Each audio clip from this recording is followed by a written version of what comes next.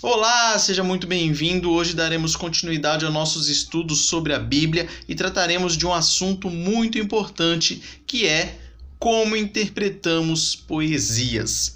Se você não sabe, a Bíblia está lotada de poesias e nós temos que saber como identificá-las e como fazer a interpretação correta delas. Mas antes de tudo, vamos explicar um pouco a respeito da diferença entre a nossa poesia aqui em português com a poesia hebraica e a poesia grega. Aqui nós temos um exemplo de uma poesia tradicional na nossa língua portuguesa. É a poesia chamada Conta e Tempo, foi escrita pelo Frei Antônio das Chagas, que viveu no ano 1631 a 1682. Eu ia colocar aqui como exemplo a famosa poesia da batatinha quando nasce espalha rama pelo chão. Mas eu achei muito infantil e aí pus essa aqui porque além de ser muito bonita, vai nos ajudar a entender a diferença entre a nossa poesia em português e a poesia hebraica e grega. Vamos lá. A poesia diz: Deus pede estrita conta de meu tempo, e eu vou do meu tempo dar-lhe conta. Mas como dar sem tempo tanta conta, eu que gastei sem conta tanto tempo? Para dar minha conta feita a tempo, o tempo me foi dado e não fiz conta. Não quis, sobrando tempo, fazer conta. Hoje quero acertar conta e não há tempo. Ó vós que tendes tempo sem ter conta, não gasteis o vosso tempo em passatempo, cuidai, enquanto é tempo, em vossa conta, pois aqueles que sem conta gastam tempo, quando o tempo chegar de prestar conta, chorarão como eu o não ter tempo. Eu acho essa poesia muito bela, muito bonita, e além do ensino, você pode perceber a característica predominante dela, que é a rima, a repetição. Vejam ali as palavras que são repetidas. Eu coloquei negritado. Negritado não, coloquei ali visivelmente de outras cores, né? O conta e o tempo, que são palavras que são frequentemente repetidas nesse poema. Então você vê que ele repete bastante vezes conta, tempo e faz essa rima entre conta, conta, conta, conta, tempo, tempo, tempo, tempo e assim por diante. Então é muito fácil quando a gente lê em português você identificar um poema, uma poesia, mas isso não acontece quando você está lendo a Bíblia. Por que não? Porque é muito difícil você traduzir aquele sentido ali original que foi dado para a poesia hebraica ou poesia grega. E a principal característica que difere a poesia portuguesa para a hebraica e grega é que na poesia grega e hebraica raramente há rima. É difícil ter rima. E nós vamos ver aqui algumas características dessa poesia hebraica para que a gente se torne melhores leitores da palavra de Deus. Então, as poesias hebraicas e gregas, elas são reconhecidas por sílabas repetidas ou a tonicidade, linhas paralelas, repetição de sons semelhantes como consoantes, vogais, ditongos, etc. E essas características aqui nós veremos durante o vídeo. Vai ficar mais claro quando formos explicar por meio de exemplos. A tradução de poesias é muito difícil, como eu falei anteriormente, porque você acaba não colocando aquele coração que tem naquela língua original. A língua original, com todo aquele seu contexto, ela vai ter um pan a mais ali. E é difícil você conseguir traduzir isso. Então, quanto mais nós conseguirmos deixar parecida com a nossa língua, melhor. Mas saiba que é muito difícil e tem coisas que você só vai entender no original. No original você vai, se você conseguir, né, tiver essa oportunidade de estudar aí as línguas originais em que foi escrita a Bíblia, você vai conseguir ter essa percepção. Da mesma maneira como outras línguas hoje em dia também.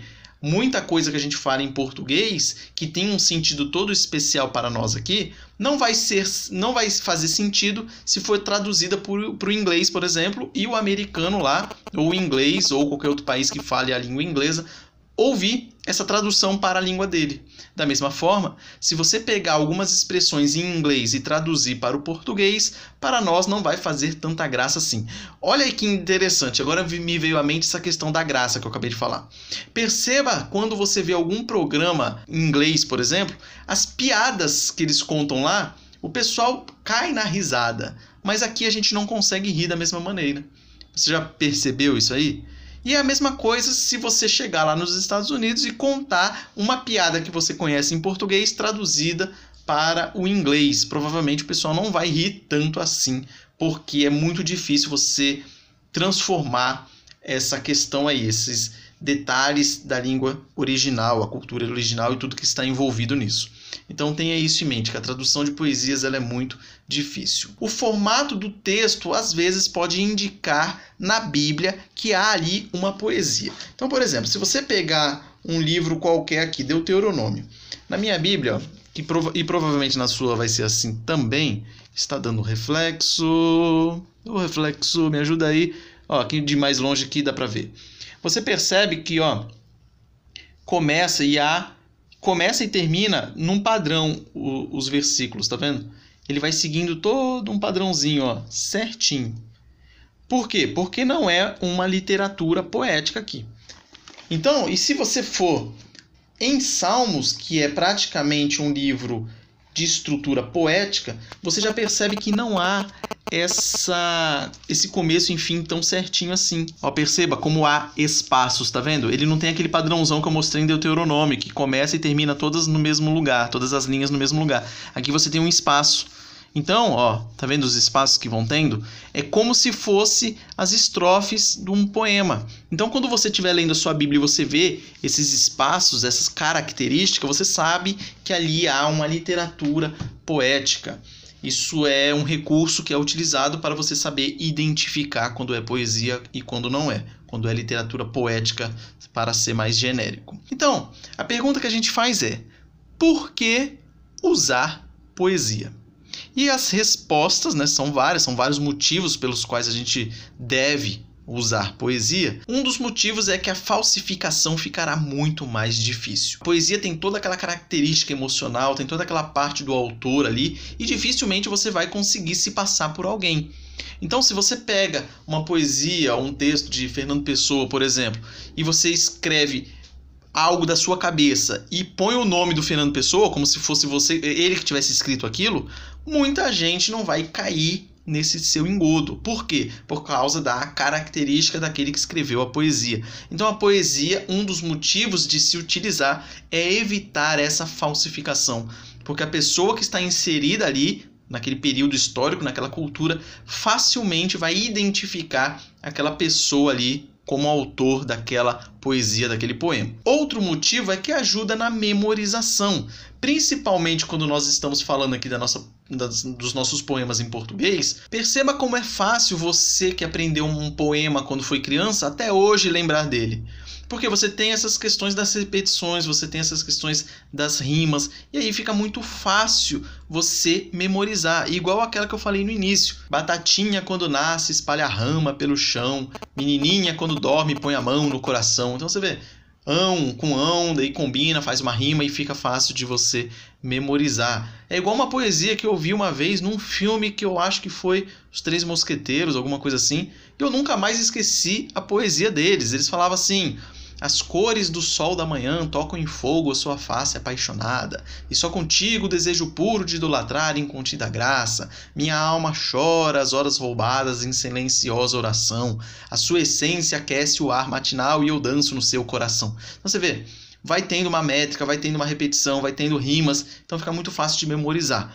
Da mesma forma, quando a Bíblia foi escrita para aquele povo, era muito mais fácil de memorizar os ensinos. Então, grande parte dos ensinos de Jesus, ele segue formas poéticas semíticas. Quando a gente fala o termo semítico, remete àquele povo ali do Oriente Próximo, Oriente Médio, para facilitar ali onde está hoje lá o Estado de Israel, aquela região, os semitas. E outro motivo para se usar poesia é que ela expressa ou evoca emoções fortes. Ela usa imagens fortes e linguagem hiperbólica, e isso atinge aqui o nosso íntimo, a nossa emoção, o nosso coração. Então essas são algumas das vantagens de você utilizar a literatura poética. Só que a principal pergunta que fica é: o que o autor inspirado tinha a intenção de comunicar por meio das palavras e frases da forma poética como ele escreveu? Essa pergunta é aquela que nunca pode fugir da sua cabeça quando você estiver estudando a Bíblia. Sempre busque qual era a intenção do autor. Se ele está usando uma literatura poética para transmitir uma verdade literal, é assim que você deve interpretar.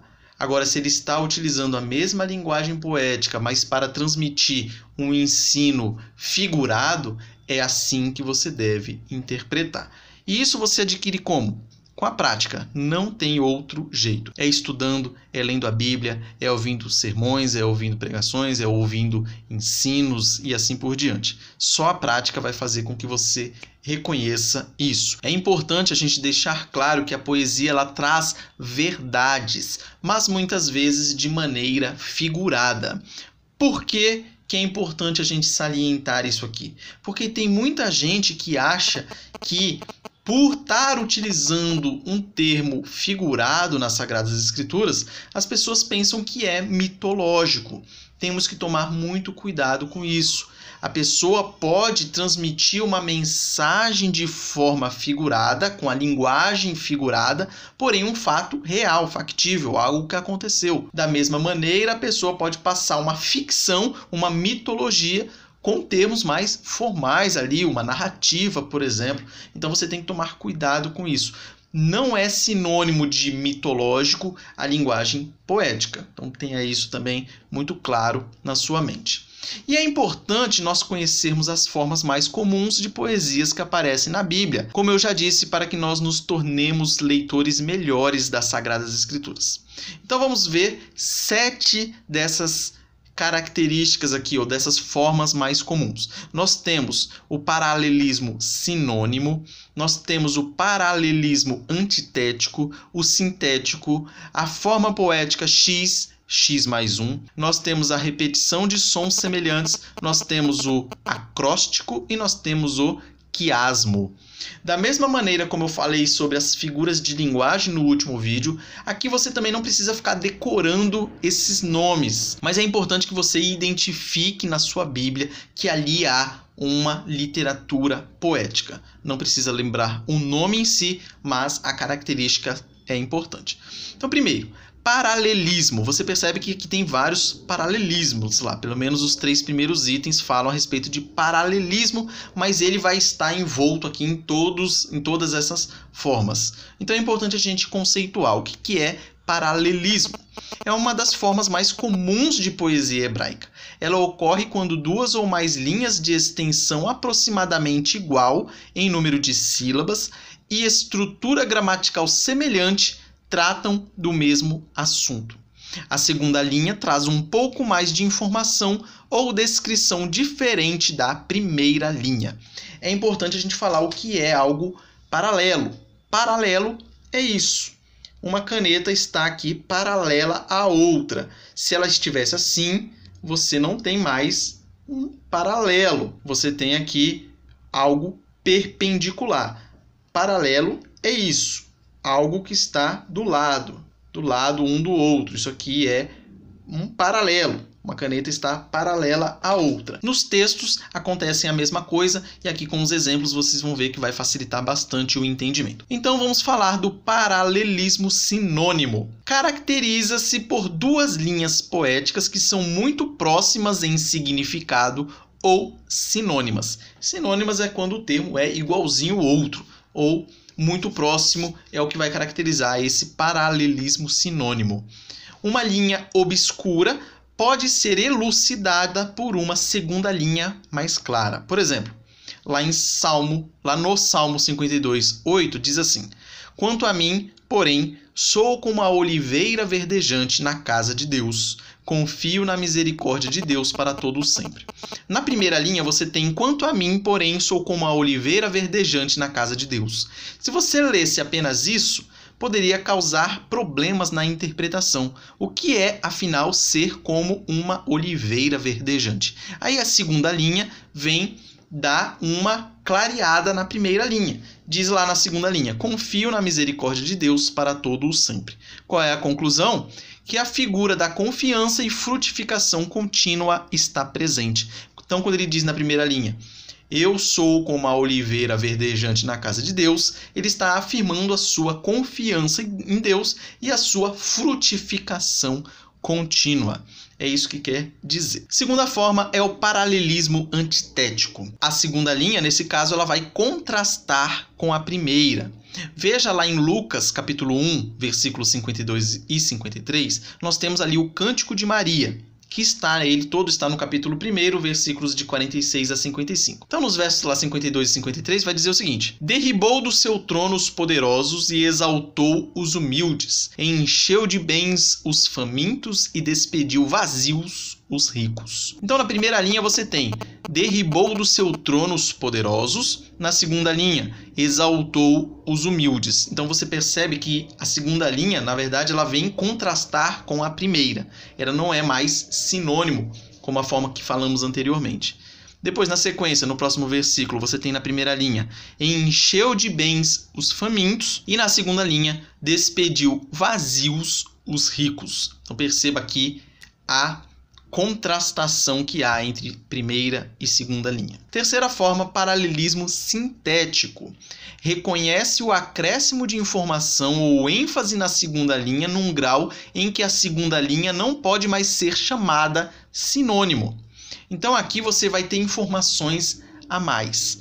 Por exemplo, lá ainda no Cântico de Maria, lá em Lucas 1, 46 a 55, no verso 51 você vai ter o seguinte: agiu com o seu braço valorosamente, dispersou os que no coração alimentavam pensamentos soberbos. Então você vê que na segunda linha faz mais do que reafirmar a primeira linha.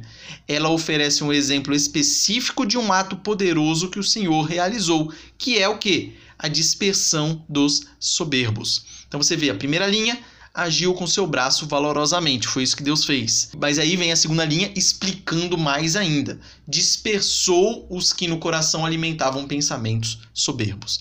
Essa é a forma do paralelismo sintético. Outra forma, a quarta, é a forma poética x mais 1, usada para enfatizar uma lista de 2 ou mais itens. Então lembrem aqui da questão da ênfase.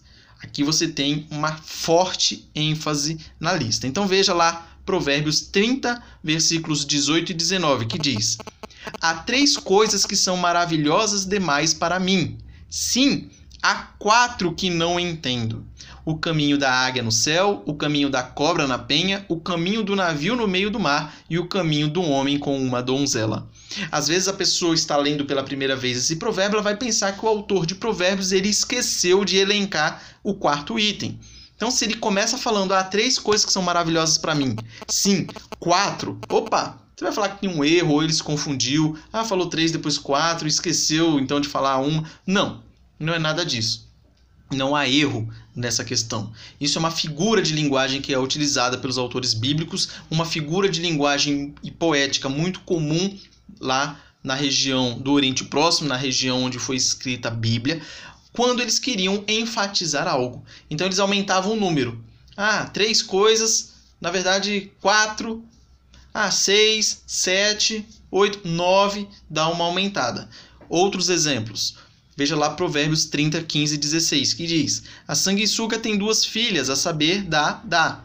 Há 3 coisas que nunca se fartam. Sim, 4 que não dizem basta. Elas são a sepultura, a mãe estéril, a terra que se não farta de água e o fogo que nunca diz basta. Então perceba esse recurso que eles utilizam para dar ênfase aqui à lista de 2 ou mais itens. E por fim, um exemplo lá em Salmo 62, 11, que diz: uma vez falou Deus, 2 vezes ouvi isto, que o poder pertence a Deus. Então perceba lá, uma vez, na sequência, 2 vezes. Isso serve para dar ênfase à lista que o autor bíblico está apresentando. Quinta forma, repetição de sons semelhantes. Consoantes, vogais, ditongos, às vezes seus sons são repetidos como um artifício de memorização, talento literário do autor que está escrevendo, humor, etc. Então essas repetições, elas não estão aí também por acaso. Elas têm a sua finalidade. Dentre as principais, a memorização. Não é possível mantermos uma repetição semelhante de sons numa tradução do texto. Como eu disse lá no começo, a tradução de literatura poética é muito difícil. E é muito difícil você conseguir, na verdade eu diria que até é praticamente impossível, você conseguir fazer essa repetição de sons semelhantes. Por quê? Porque o alfabeto muda, a linguagem inteira muda. Então, por exemplo, sons guturais, que é falado no árabe, que é falado no hebraico, a gente não consegue nem reproduzir um som que vem lá do fundo da garganta, lá arranha tudo. Muita gente fica rouca tentando reproduzir esse som, que para eles lá é comum. E nós aqui no Brasil também, muitas coisas que a gente fala aqui, eles não conseguem falar lá. Então é muito difícil a gente conseguir fazer essa repetição de sons. Mas um exemplo aqui que eu trouxe está lá em Tiago 1, versículos 1 e 2, que diz assim: Tiago, servo de Deus e do Senhor Jesus Cristo, às 12 tribos que se encontram na dispersão, saudações. Meus irmãos, tende por motivo de toda alegria o passardes por várias provações. Veja que interessante, você lê esse texto aí na sua casa, você não vai ver diferença nenhuma ali. Para você, vai tocar direto e segue o barco, segue o jogo, vamos falar assim. Porém, para o autor original, para o leitor original, aliás, ele vai perceber uma repetição de sons. Quais são? Nas palavras saudações e na palavra alegria. Você percebe ali que está escrito em grego do lado ali, ó, de saudações, o tal do chairem. E embaixo, alegria, que é charan. Então perceba, chairem, charan. Chairem, charan. Para eles, para o leitor, para o ouvinte original ou para o leitor original, isso vai servir como uma ferramenta que vai ajudar na memorização. Porém, para nós em português, esse recurso ele se perde. Isso que é o problema da literatura poética, porque muitas coisas, muitos recursos são perdidos hoje em dia. Não o ensino é diferente. Estou falando desses recursos que ajudam na memorização e tudo mais. Isso é perdido demais na hora que você faz uma tradução. Então, às vezes, Tiago, o autor da carta, da epístola, ele amarra suas sessões por repetir palavras que têm sons semelhantes. Esse recurso organizacional que ele utiliza se perde para quem não lê grego. Por isso, aqui já fica o desafio. Se você tiver a oportunidade, estude as línguas originais da Bíblia, hebraico e grego. Grego koiné, não é o grego clássico, não é o grego de hoje. É o grego específico que foi utilizado há 300 anos antes de Cristo, mais ou menos, né? 300 anos antes de Cristo até 300 anos depois de Cristo. Esse período grande aí foi utilizado ali naquela região o grego koiné, que era muito conhecido, era mais influente do que o inglês é hoje nos nossos dias. Então, se você tiver oportunidade, aprenda aí, que é bem legal, é bem curioso, é bem importante também. Em vez de a gente ficar aprendendo um monte de bobagem, que hoje em dia é ensinada na televisão, por exemplo, a gente procura aprender coisas legais que vão nos ajudar para sermos melhores leitores das Sagradas Escrituras. A sexta forma é o acróstico. É uma composição em versículo na qual grupos de letras, como a letra inicial ou final das linhas, tomadas em ordem formam uma palavra ou frase ou uma sequência regular de letras do alfabeto. Parece difícil essa definição, mas você vai ver no exemplo que é uma coisa muito fácil. Até criança faz isso aqui. Um poema acróstico também pode repetir letras no começo de cada estrofe. Encontramos esse recurso em várias passagens do Antigo Testamento. Na Bíblia, estão baseadas na ordem regular do alfabeto hebraico. Falei esse monte de coisa para a gente pular logo para o exemplo, porque fica mais fácil de entender. Mas aqui estão os conceitos, caso você queira ler com mais calma aí. Mas vamos lá para o exemplo em português primeiro. Amanhã vou pegar um táxi, grafite ou um Uber vermelho e vou para Santos tocar órgão. Isso é um acróstico. Veja lá. É uma informação que eu transmiti utilizando as primeiras letras do meu nome. Olha lá, o Augusto está lá. Você percebe ali no vertical. Então você sabe aí, às vezes até criança vai inventar de escrever uma poesia, alguma coisa, ela vai lá e coloca as letras e vai escrevendo ali. Isso é o acróstico.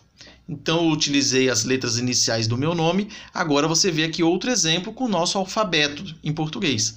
Amanhã buscarei cachorros deixados expostos no frio da garagem do hotel.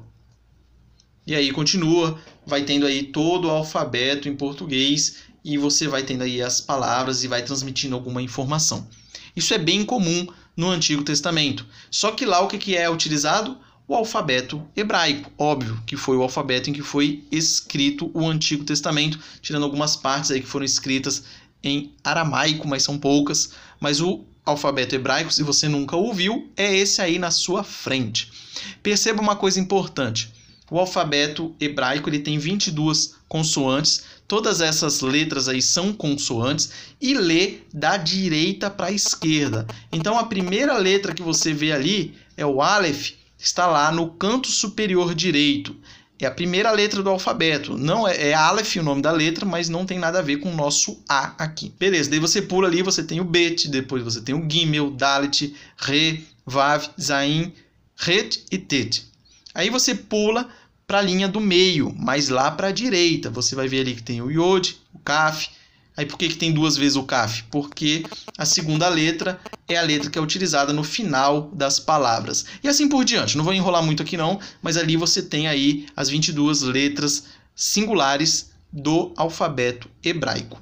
E aí você tem, por exemplo, Salmo 25, que está escrito dessa forma, do acróstico.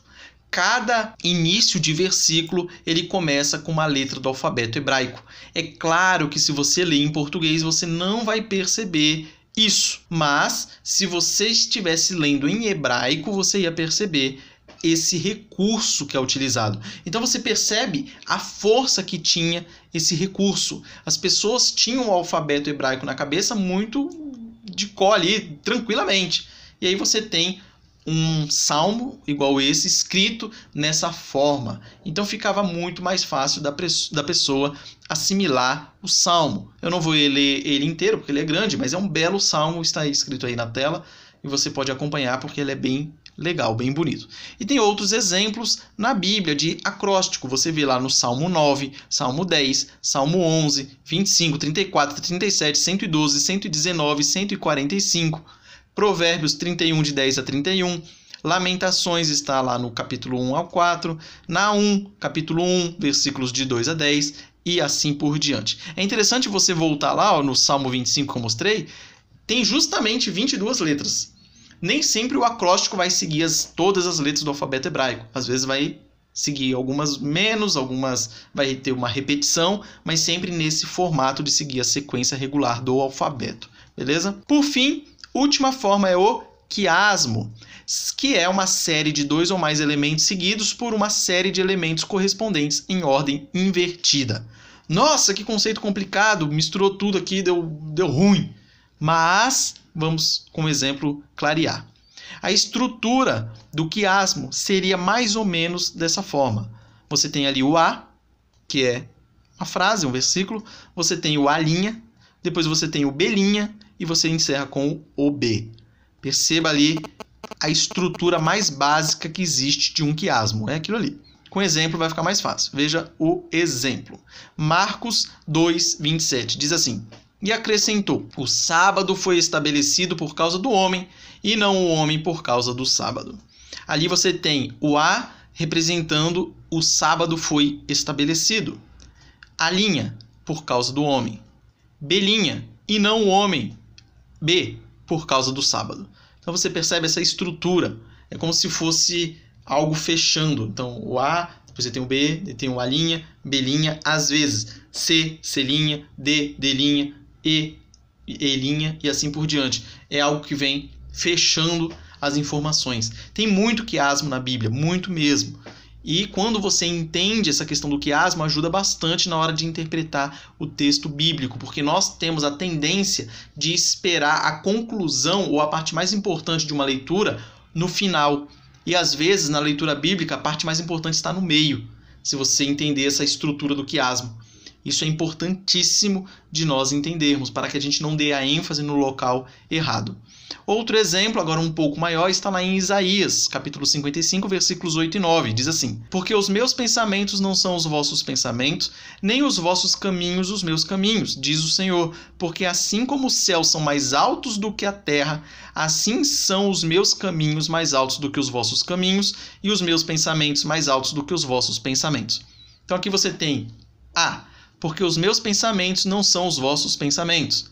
A linha, nem os vossos caminhos, os meus caminhos, diz o Senhor.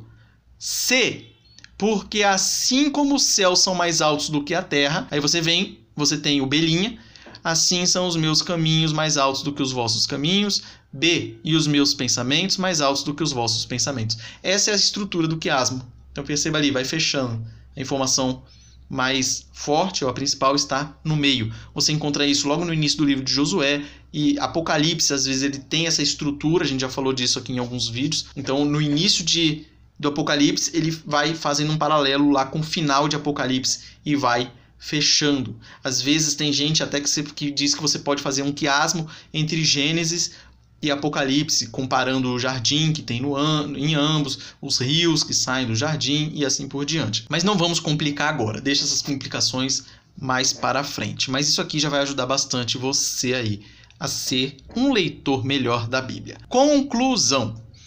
Poesia é um recurso importante na literatura, seja nos dias de hoje, seja na forma como a Bíblia foi escrita.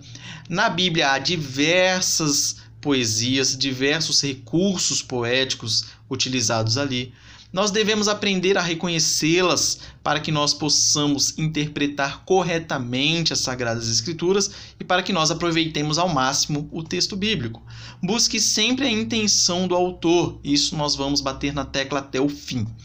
São verdades as poesias, embora em linguagem figurada. Isso tem que ficar muito claro, principalmente para aqueles críticos da Bíblia que falam que ali é uma poesia e é algo mitológico. Você fala para a pessoa que não tem nada a ver. A pessoa está ou pode passar informação fidedigna, uma informação verdadeira, porém utilizando a forma poética. Isso é muito tranquilo, inclusive até na literatura atual você vê pessoas utilizando isso, linguagem figurada ou recursos poéticos para transmitir uma mensagem real. Beleza?